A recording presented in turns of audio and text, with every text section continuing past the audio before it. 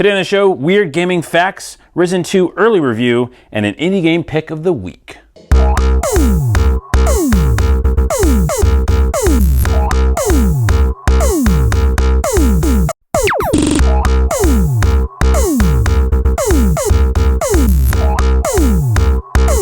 everybody, welcome to Hack and Slash, where we talk about gaming stuff. Now we're gonna pull a Walking Dead, which I think that's the first time anyone's ever said that, and actually have this episode be the season finale of half of season 1.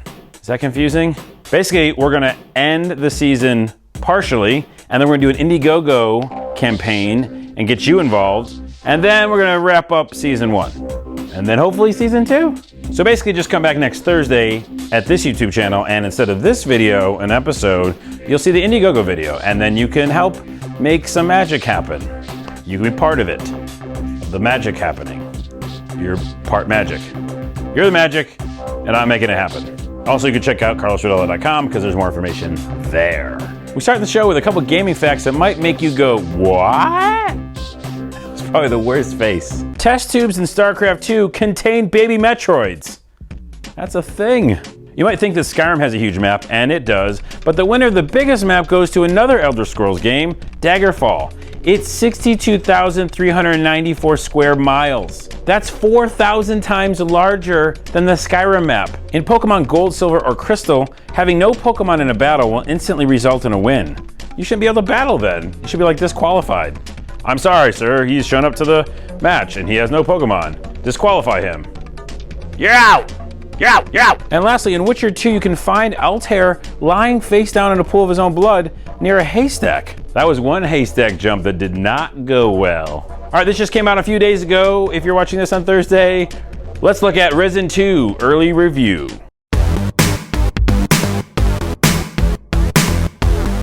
Okay, I've only played a few hours of this game, but I pretty much have a good idea of the scope and feel of the game. And let's just say this up front. Risen 1, the original Risen, if you haven't played that one, you might miss some character references and some history stuff, but in general, it's pretty much a standalone game. Okay, so Risen 1 was buggy and sort of unpolished. The missions were a bit confusing at times and overall clunky. Yet the humor was really good in it, and for some reason, I just kept wanting to go back to play it. So with Risen 2, I heard they had actually had all new animation, and I was hoping this would make the action a bit more fluid, but so far it has not. Although now there are guns, which is pretty rad. But for the most part, it's like Risen. It's buggy and semi-unpolished. All right, well, sometimes it's actually downright jank because you're like, where'd that cutscene start from? Just out of nowhere. And wait, hold on, the background's gotta load. Like literally pop-up video style behind you. Hey, there's a boudoir. What the fuck? Boudoir, is that right? Also, the humor in the game I especially like, especially coming from Skyrim. I recently went back into Skyrim, and it's pretty stale. And this one it's funny. Like, I say funny things as my character, other people say things that are fun, and there's a lot of swearing, like a ton of swearing. I feel like I'm gonna swear in this episode just because I'm thinking about how much swearing's in the game. My favorite part so far is an NPC says, and I think I'm getting this right, X fucking exactly. Exactly, but he puts the fucking in there. My favorite thing to say in the game, as my character who could swear as well, was the Inquisition can fuck right off. I chose that option like immediately. Like I didn't even look at the other options. That, yes, I would like to say that. Plus the Inquisition is in this game and there's slaves, right? I almost said like in a half voice just then. And for the record, I want to make this clear, and I tweeted about this. As soon as I saw two guys joking about the fact there were slaves, I attacked them. I had no chance to beat these guys. I like had no shirt on and like a little sword, and I died. Well, we'll talk about that later. But I stood up for the injustice of the past in a video game, in a virtual reality, the alternate universe. So let's go back to that dying part. That's weird so far, and maybe I'm just early in the game, but so far I have not been able to kill one person. I killed a lot of monsters, or weird little things that come out of the sand, but I tried to kill somebody, and it kind of just went down for a bit. He had like a little bit of life left, and I went over to him like to loot his body, because there was a little A button, and I was like, all right, let's do that. And A was to help him up. Why do I want to help him up? I was trying to kill him. Oh, it's okay, man. I'm sorry. That whole thing where I almost killed you, never mind. Come on. You get up. You go. Let's go play some skee ball. This is him. Same thing happens with me, which is weird. People knock me down and life bar. I should be dead. Oh crap. Guess you gotta reload. Nope. Just take a knee, do a little T-bow, and then I'm okay. Just brush myself off. Whoa, you got me. You bested me. We'll get you next time. I know what you're thinking. Oh, it's probably because it's main characters. You can't kill the main character.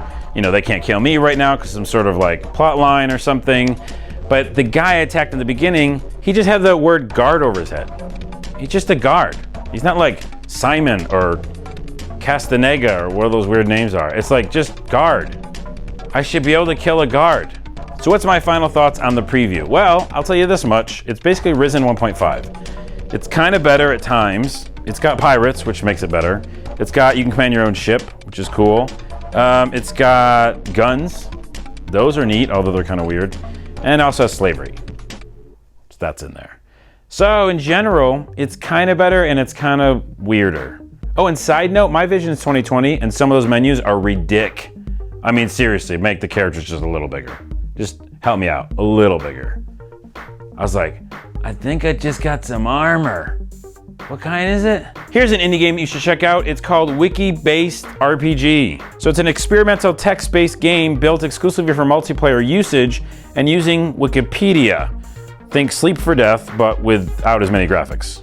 Well, kind of none. If you're like, whoa, buddy, what is this Sleep for Death business? I don't even understand the words that are coming out of your mouth. What movie is that from? You should go to this website and you can see that game. What movie is that from? I cannot understand the words that are coming out of my mouth. Understand the words that are coming out of my mouth. Basically, you have a bunch of people adding words from Wikipedia to shape a weird adventure that's never the same twice, really. It's such a simple concept, but it's really rad because the possibilities are endless. Random words. This is so up my alley. Like, if you know me, it is. So I'm so happy they made it. Also, side note, Scribblenauts. Another game that I'm like, whoa, I wish I could have made that, but I'm glad somebody did.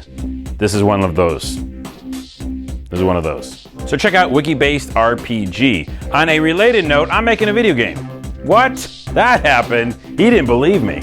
Check out carlsrodella.com for more updates. But basically, it's going to be a 8-bit style, open-ended RPG. I've been playing a lot of Skyrim recently, and there's some things in it that I'm like, I just wish I could do that.